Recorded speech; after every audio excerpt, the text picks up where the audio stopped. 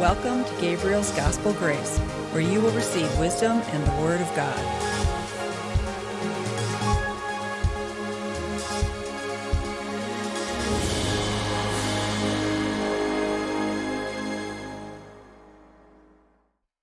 Well, hello and good evening to you, and welcome back to Tuesday. Now we have a special treat for you, because you may recall the couple that led us into the new year was the Sharps. And here we are again, due to scheduling and other things, because it's a busy year ahead. We have the return already for the end of January. Welcome back, the Sharps. Oh, welcome and glad to be with you again. Yeah, hi. Nice to see you. Welcome to our kitchen. It's our kitchen. Flowers already. It's brilliant to be in your home, so thank you for inviting us in this time. You're very welcome. You're very welcome. Can we say what a great title sequence you've got there for Tuesdays? Yeah. Well, thank you very much. So this is definitely for the new year. They're all going to have their own identity now moving forward. Wonderful. So, and we want more of this. I think this is the point. I'm getting a lot of feedback of young people now looking towards the more traditional roles in life when it comes to marriage and even relationships. They're starting to understand now that the internet lies. Yeah. So it's nice to hear real people sharing their testimonies of their stories, but also not just the happy ending side. It's also the practical side of how they get to the happy ending. And that's part of what this channel is all about. Amen. But can you believe this month's literally almost gone? I know. Only 11 months till Christmas. Yay. Already. And of course, we're at Easter, though. Can you believe it? Now, listen, we all know on this channel, Andrew, that you're partial to a very good pudding. Oh, well, yes. Well, don't want you to get too excited, but it's almost Pancake Day. Yes, it is. Yes. And Valentine's Day, yes. And Valentine's Day. Oh, yes, absolutely. They're rolling in. Hey, but we were out for a walk and the buds are on the trees. We saw snowdrops, daffodils poking through. It's just so exciting.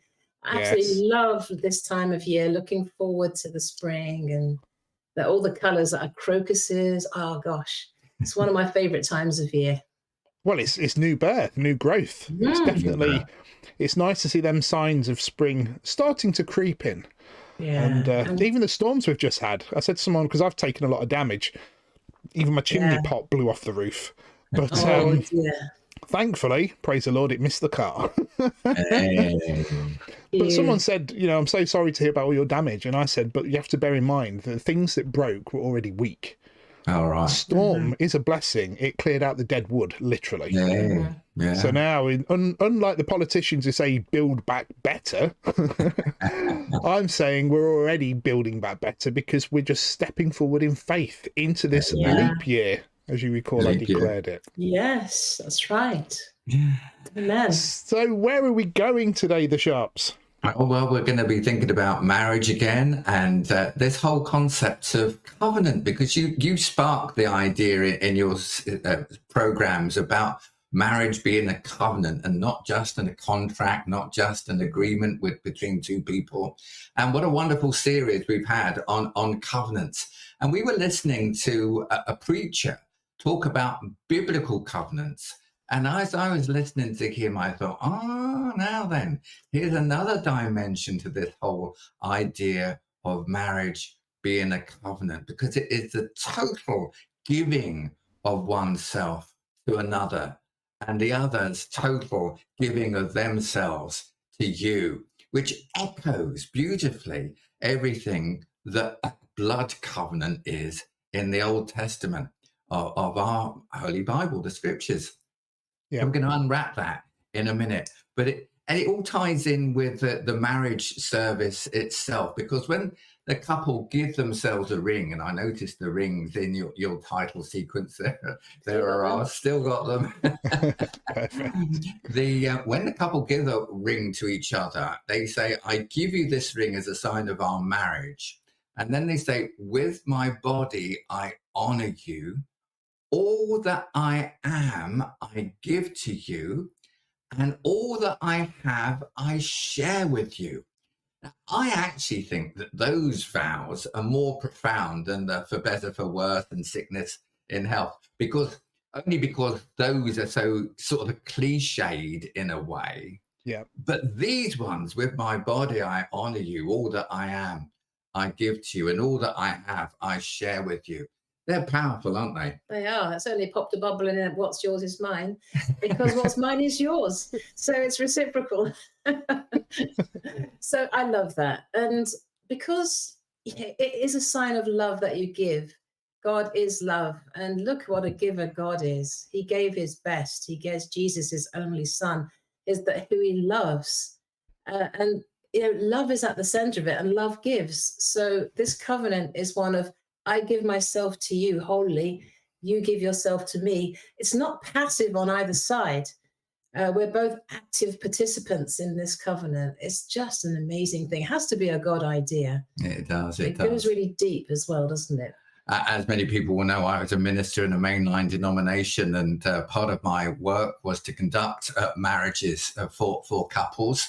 And especially when we started out in Scarborough in North Yorkshire, there were weddings every week that I was conducting as an assistant minister there. And there's one wedding service I shall never forget for several reasons, but this is the main one. We were in the car park leaving, and the groomsmen were coming, and they were arguing with each other. And I said to Jasmine, who hadn't been at the wedding, she'd been looking after our daughter, I said, God, I said, those groomsmen, they're so grumpy, and yet that was the most beautiful wedding I've ever been to. It was almost like a Hollywood film, because when it got to this part of exchanging the rings, the bride looked down at herself and said, with my body, I honor you. And I mean, her eyes just conveyed the total surrender and honoring of herself. And I said, wow, it was a tingle moment, really. It was wonderful. I was telling Jasmine this and put the car into verse, and whop, I hit the church warden's car. We're so enraptured with all this moment. Yeah, I was so enraptured in this bride giving herself away to this man. Wow. My goodness. But never have I seen actually in real life such a giving. She fully understood what it was to give herself to her man, to her husband. It was really well.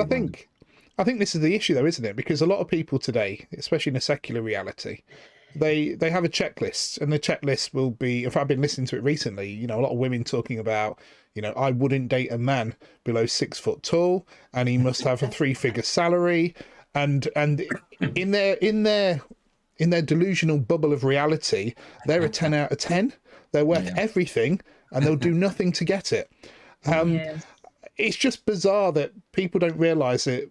What are you worth? To be my husband or wife, what are you worth? What about your potential? And what have you actually got? Because even now, during the storm, I'm aware of other people's damage, which is more severe.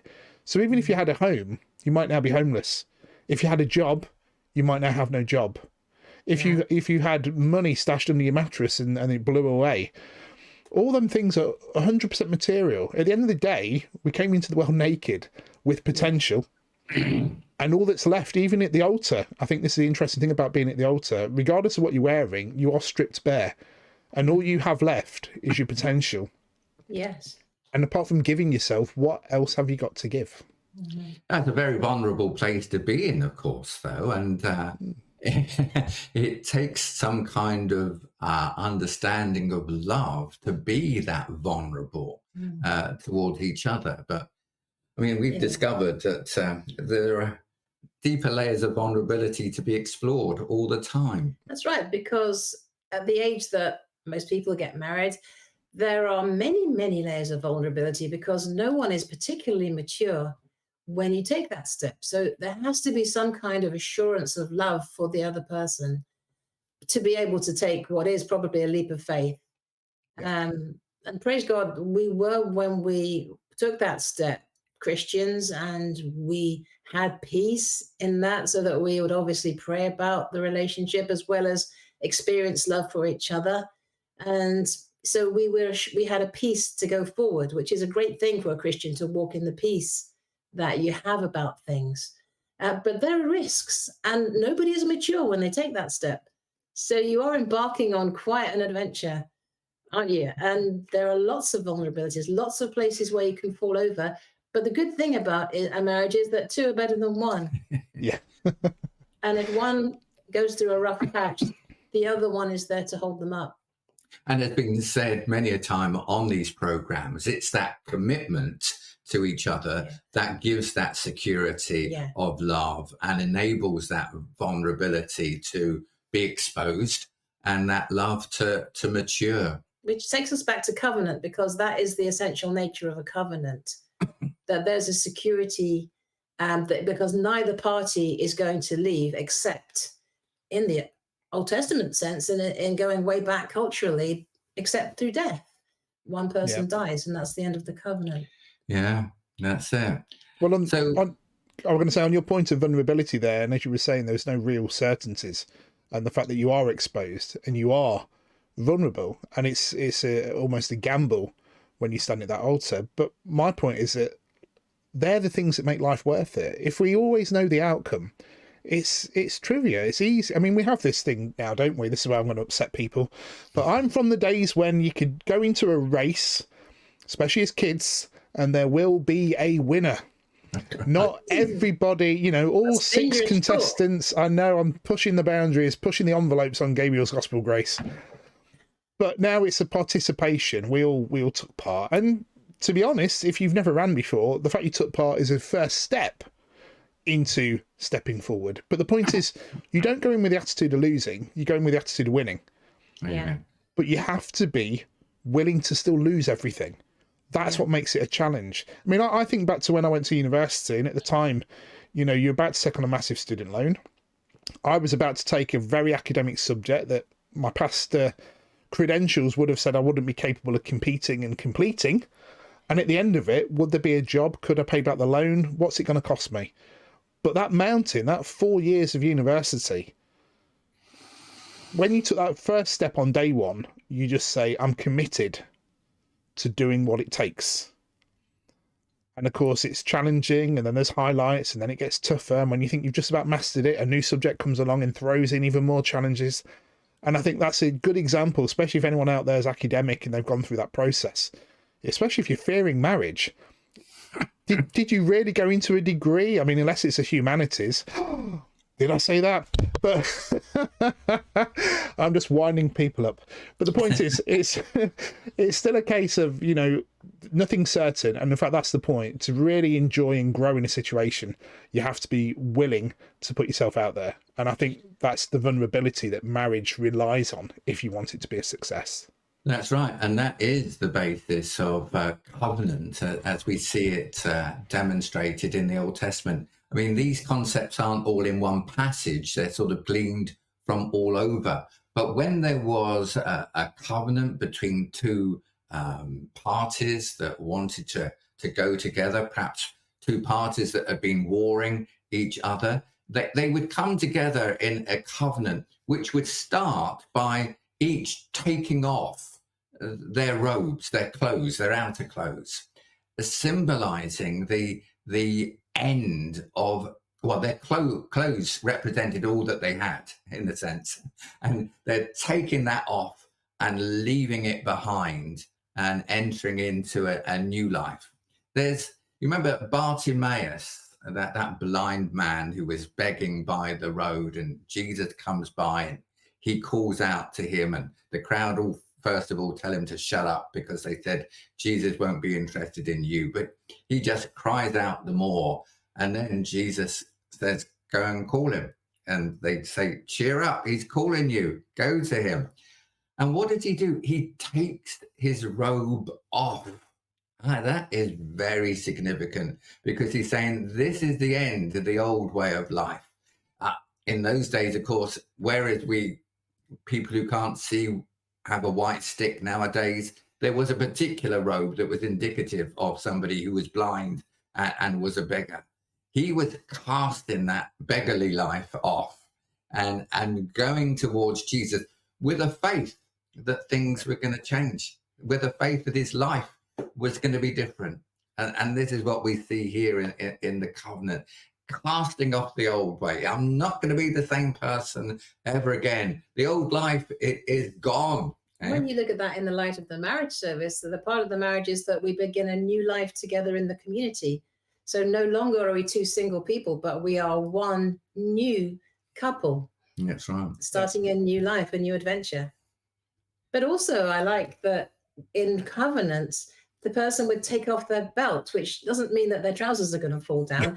It was symbolizing where they kept their weapons and their tools, the things that they plied their trade with or fought with. So that was very significant. I mean, it meant the end of hostility between them if there had been hostility. Yeah. But there was an exchange of weapons. In a sense, again, they were vulnerable because they had nothing to defend themselves. They just had to trust in the other person. Yeah. But they shared their weapons so that they engaged in a common fight. You know, your friend's my friend and your enemy is my enemy kind of thing. It's a wonderful thing because instead of being at war with each other and hostile, together they would be able to extend their territory, working together. That's really good. Yeah, that's right.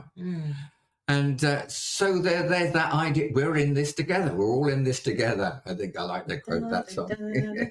Don't need to sing it. But it says, my strength belongs to you and your strength belongs to me. And there's that synergistic relationship. Yeah. So it's not just 1 + 1, or it's a multiplication of resources by coming together. Yeah. Together we become much more than we could have been individually on our own. Yeah, that's really good. And of course, then in these covenants, and this is what is familiar with marriage, there's the exchange of names. I mean, it was just struck me as I was thinking about this earlier on, really, because it affects the woman, the wife, more than it does the husband, although there are exceptions to that. But I mean, you totally gave up your maiden name, Liu, to become Mrs. Sharp. And much as I loved my maiden name, I was pretty happy to give it up because nobody could spell it. I come from Guernsey. It was kind of French. And so everybody, Li, who, you Chinese? You know, so Sharp is just cool. I'm happy with Sharp. So I don't need to be hyphenated. It's to the point. Yes. Well to the done. point. Yes. Yeah. That joke there. Sharp's the action. Sharp's the action. But really, a name conveys your identity, doesn't it? And who you are. And especially in ancient times when the names you had sort of bore a prophetic significance or were indicative of your character. Or your profession. You could have been like, your family could have been knife sharpeners, couldn't they? Yeah, I suppose. Or, you know, that's possible. I think Liu, which is spelled Lihou, for those who are wondering, Liu means a little hill. Means a little hill. And where I come from, there's a little island called Liu Island. Yeah, so it's pretty cool. But there's that giving up. But there are some families, and we know some, where they take on each other's names. So in our instance, it would become Liu Sharp, wouldn't it? So I would be Andrew Liu Sharp, and you would be Jasmine Liu Sounds Sharp. Posh, but I'd rather take on my husband's name. Again, it's a commitment. It's leaving your family and starting a new life in a new family. Yeah, the end of the individuality and coming into the union of two. Well, I mean, in a true sense, it's a true hybridization, isn't it? You're bringing it together.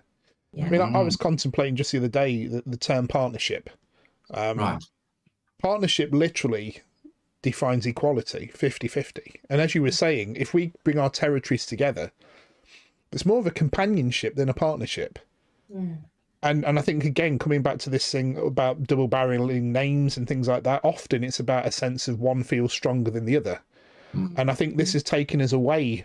And a part of the marriage problems of the world today is this sense of equality being a 50-50 split, as opposed to seeing equality being we have our own responsibilities, our own areas, our own lands, our own thoughts. But we come together, we're stronger together, as you say. I mean, even if you had a farm, is it equal balance of livestock versus, arable? Or is one going to be bigger than the other? But at the end of the day, you need both. And the combination of both is what works. It's not about this almost fake equality, because it's not about being equal. It's about being something new. Mm. And it's because of love. Jesus in John 13, before he went to the cross, it said that he, having loved his own who were in the world, loved them to the end. And it was that love that took him to the extreme sacrifice. He gave himself completely so that he could have a family. So, it's that love that will enable you not just to say, well, I'm holding on to my bit and I'll keep control of my bit while you have your bit together, but not together. So it's letting go, and it's love that doesn't fear the outcome. So love it doesn't have to stay in control. Yeah. It can move forward. Even if it loses significantly, it's still willing to give and to self-sacrifice for the greater good of the relationship. Yeah, and it's fear. I mean, I think fear plays a part in all of that. This thing about feeling equal is either I fear the loss of something or I fear you're gaining more than me. But again, you come back to the covenant, that the covenant says, hey, listen, you can have nothing, I can have everything. That could turn around in 24 hours, but we're still together, and love is keeping us together. It really is, yeah. Yeah. It's that indefinable thing sometimes, but it's real, intangible, but real. And it does. Vulnerability is a word that keeps coming up, doesn't it? And surrender and sacrifice, although that's a word we don't like nowadays. But it is that total giving of ourselves. I mean, another aspect of the blood covenant was the taking of a sacrifice and splitting it in two from head to toe. And then the two parties that were involved in making the blood covenant would walk in opposite directions around a figure of 8, which of course is that we would say the symbol for infinity, wouldn't they? Yep. And they would meet in the middle of this carcass that had been split in two with blood everywhere. It's rather gory, isn't it? Very rich in symbolism. Rich in symbolism. But there, in the middle, when they come face to face in the middle of the 8, they make their promises to each other, their vows to each other. And the significance of it is it is speaking about sacrifice. Again, I'm giving everything, I'm promising everything to you. But there's also that seriousness about it, that if I break this covenant, may it be done to me as it's being done to this animal.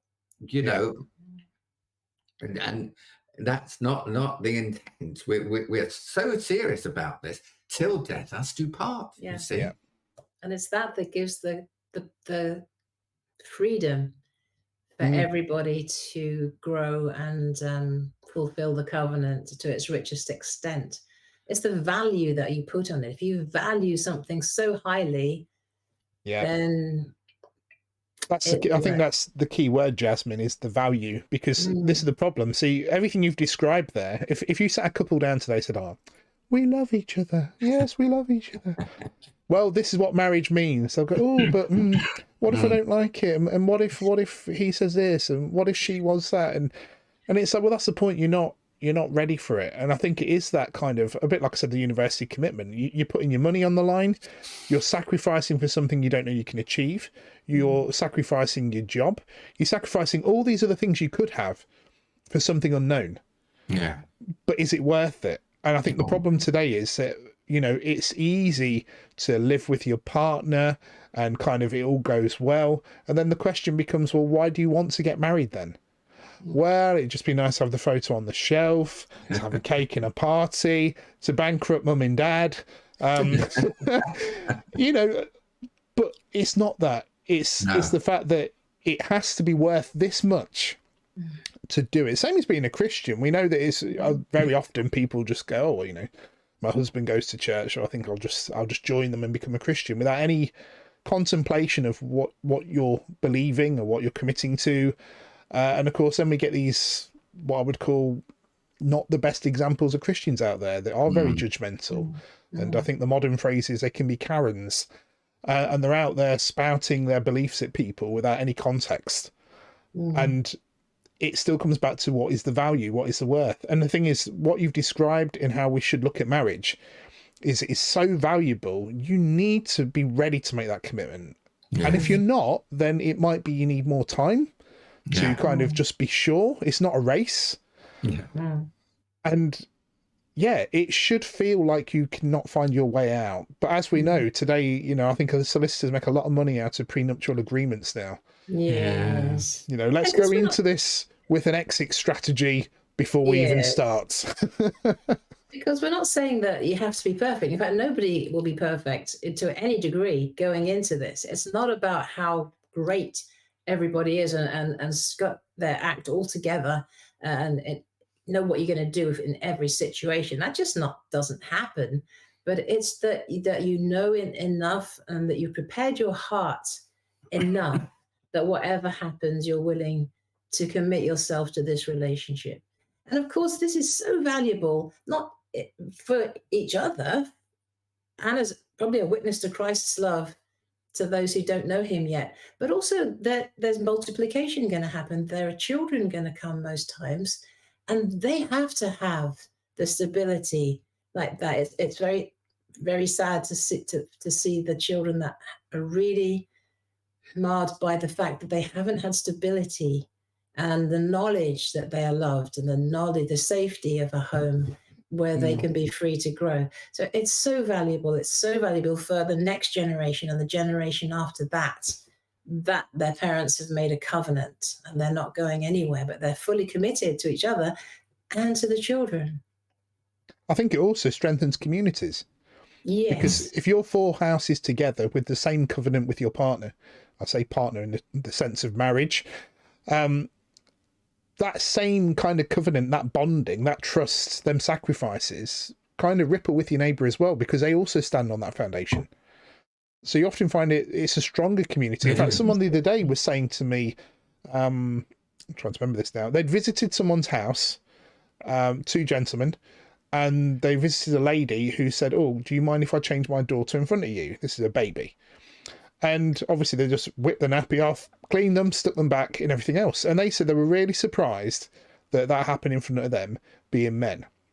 So I said, well, should she have been concerned about you? Well, no. I said, so the only thing that stands out is that you don't see it as normal anymore, because now we're in a world where you shouldn't trust strangers. I says, but if we turn the clock back in a community, mum might decide to pop to the shops and she wouldn't think twice to not think the neighbours are not looking after the kids. I know from my grandma's generation, she'd say, the kids were kind of just left in the street because all the parents were looking out for them. You could trust that because they had stronger foundations in community and family back then.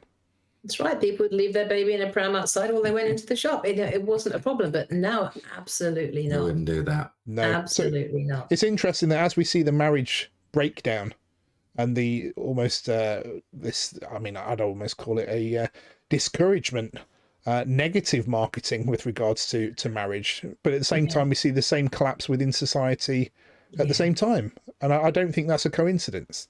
No, there was a statistic out the other week, wasn't there, that the number of people in the UK who are married or in a civil partnership is now in the minority. It's less than 49%.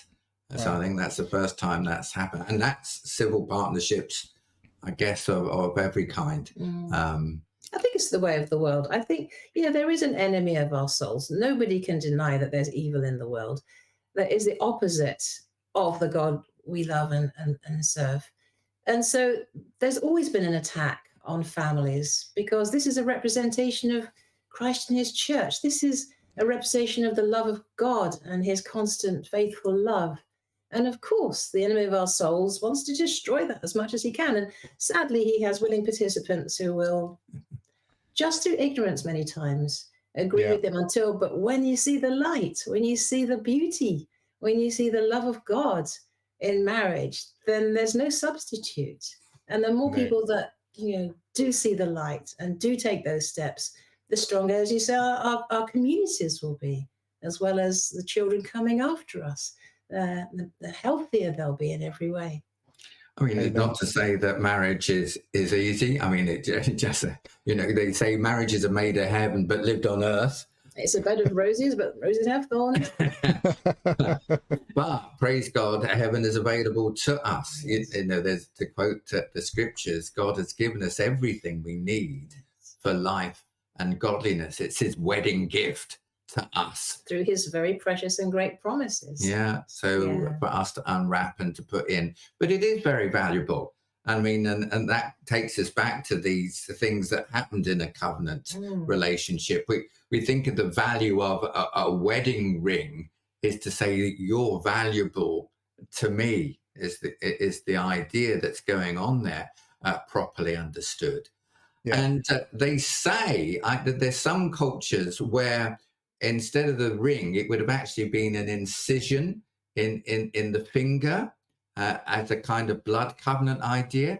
Now, I was trying to look up on the internet earlier on which cultures it was. I've got that in my memory from a distant past lesson. So don't quote him on that. So don't quote me on that, but I'm pretty sure. But notwithstanding, certainly in biblical covenants, there was where the wrist was cut or the palm was cut, and then there was the handshake. Not that hand; it's got to be the right one.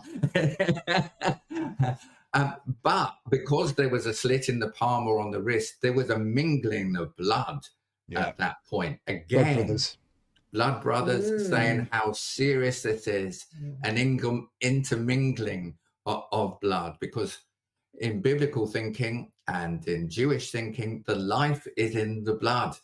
So we are truly sharing our life with each other. And then that could heal up. I mean, I cut my finger there and there was blood throbbing out when I was in the sixth form at school. I used to be able to say I can still see it, but in fact, I can't see it anymore. I can't tell that story anymore. But so that the mark of the covenant wasn't lost over the ages, they used to put charcoal or some kind of ash on that wound so that mark would be there forever.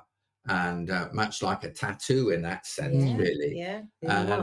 And so being marked.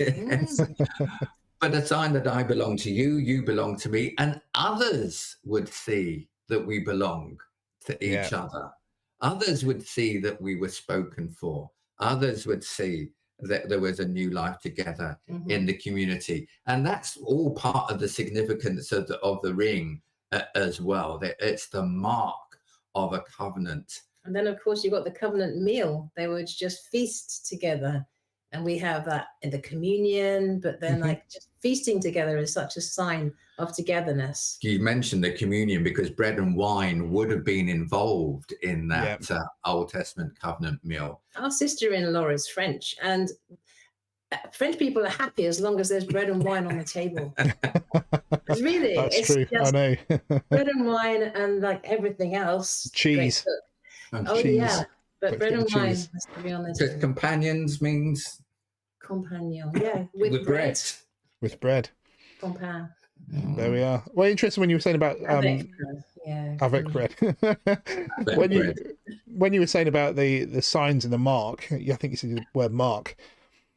Again, a ring in a modern context is often seen as ownership. This is another reason why people won't get married, because the ring is a symbol of ownership. But a ring, if you think about it, if we expand it and enlarge it, it's the same as a crown. Now, if someone wears a crown, it's a mark of respect. It's a sign of prominence. It's a sign of, look, that person has made that commitment. Look how they walk with a new walk. They are now crowned. They are now a symbol to look up to. At least that's how it should have been. And in a way, the wedding band should carry that same kind of reverence. And I think in the past it would have done. They'd have dealt with you as a married woman in a very different way, with more respect, than if you were simply, a young girl waiting to be married. Yes. It's all been turned on its head, hasn't it? Yes, I'm glad you mentioned that, because it is a myth that the wedding ring it's a sign of you belong to me. And people try and say it went back to Roman times when the young Roman man was frightened of losing his bride-to-be, and he would tie her up around the waist and around her arms and around her fingers so that she couldn't get away. And some people, because he was owning her as if he was owning a slave. Yeah. And but you are absolutely right. That is not the proper meaning of a ring. In a sense, it was more as part of the dowry, as I understand it, that here I am giving you something valuable because you are so valuable yourself. It's an expression of value. Now, I've got to say, we didn't spend a lot of money on our rings. But they're still going. They're still pretty thin, but they're good. And they're still significant to us of our relationship. We got them in the sale, didn't we? We got them in the sale. You've carried on like that ever since. But that's not because we're not more mingy at all. Win-win. We get good value for our money. But we would be lost without it. So all of those things together, the sharing of the meal, the mark of the covenant, the standing in the midst of the blood and making the vows, the exchanging of names, the laying down of one's hostilities and sharing one's weapons and one's life epitomized by that cloak. It is all part of the rich tapestry of what an Old Testament blood covenant was. And you can see how it fits into a marriage properly understood on that basis of mutual love and understanding and self-giving. Amen. And it's something that deepens as time goes on. Time is a huge factor in a covenant to see how it works out, but time is a wonderful factor in marriage. And, I would encourage anybody, perhaps if they're going through a rough patch in their own relationship with their spouse, just stay with it. Stay there. Just don't feel even you have to do much if everyone's going through a rough time, but just be there, listen, be constant, and just stay put for the sake of your relationship, for the sake of perhaps children, certainly the sake of your spouse. Just stay there and listen to what that still small voice in your heart is saying. Remember why you started and embarked on that covenant, and just stay the course. And the benefits will be wonderful. Yeah, I mean, even if you're not accustomed to prayer, you can just say, Lord, help me. That's a good prayer. And that is the best prayer because it will be heartfelt and he will answer it. He loves marriage. He instituted it and he will always answer that heart cry. And of course, the other good piece of counsel would be draw on a trusted friend, somebody that you can trust who's going to listen, who's not going to condemn, but is going to give you any advice you ask for, but not without imposing their own beliefs or system on you. Yeah, that's right. Well, as we know, sadly, even as a coach, most people will turn to the friend who will back their argument. So it's like, so a key thing there is don't turn to that friend in these situations who will also pass judgment on. I mean, I think that's another problem that comes is when you have a friend who's never met your partner or your wife or your spouse or whatever, and when they meet for the first time, they give them the look. And it's like, right, they've got, they've never met, but they've got an opinion because obviously someone's been sharing all their dirty laundry, so to speak. That's right.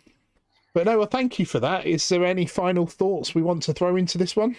Well, I mean, I guess I think we've said it all really, and that's how the marriage service ends up really. And I think few of us understand. And even when I was reciting it every week as a vicar, I don't think I realized the depths of the meaning of the words themselves, where this couple have given their consent and they've made their marriage vows to each other and they've declared their marriage by the joining of hands. I mean, it's not just a ritual, but that's symbolic of that blood covenant that was happening there. And by the giving of a receiving of a ring, that valuable thing that speaks of eternal love, crowning glory, as you rightly point out. And it's those things that make that couple married and at the beginning of their adventure into life together. As a new creation. As a new creation, beginning a new life together in the community. That was one of our favorite lines. We love that line. Yeah, we still do. Yeah, it's still new. That's the good thing. It's new every day. That's brilliant. Well, thank you again for that. I think you've just kind of, even though we covered covenant, this has just expanded on it that little bit more. And of course, Thank you. great words of wisdom as always. Thank you for that, Jasmine, Wisdom. especially with the advice you give at the end. I know that's Oh. what people appreciate most about these episodes. Thank So you. we're obviously going to have a little bit of a break. That's why you've come straight back to us now, because our next episode will be a bit later down the line, possibly even just getting past February. So Right. Okay. look forward to seeing what adventures you've all been having at that point in time. Okay. You too, Gabe. And don't forget, enjoy your pancake day. Thank you very much. He will. So will I. God bless. Well, that's exactly what we needed to hear. It was just reiterating all of the points about covenant. But the advice there was to stand still, be still. You know, if we want to stand still, we stand on the foundation, and that foundation is a word. And that word is the word of God, but it's also the word we give at the altar where we make that commitment to another person. We make that same covenant with our spouse as we do with God. That covenant's powerful. So when the world comes against us with storms, which is a topic of next week, we know we can stand on that word, stand in the faith of our marriage, and always have faith in God. God bless.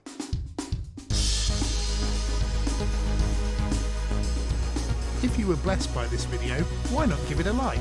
Also subscribe to this channel and hit the bell icon to be notified of future videos.